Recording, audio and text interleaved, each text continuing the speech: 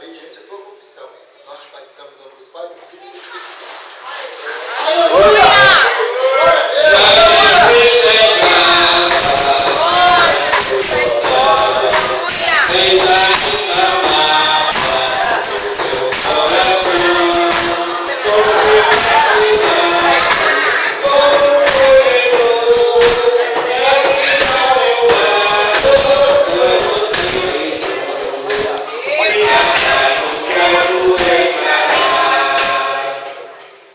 Lucas, aceitaste Jesus como Salvador de sua alma? Sim, Você tem a palavra de fé tem a palavra de Deus como regra de fé e conduta para a tua vida?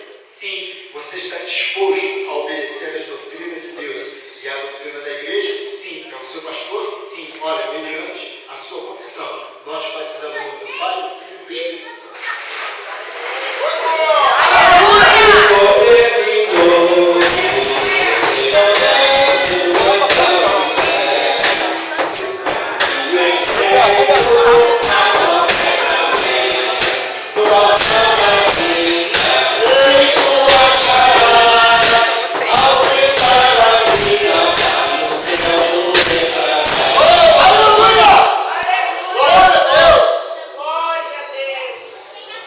Aleluia. Louvado seja Deus. Vamos só ouvir mais, por favor, para ensinar.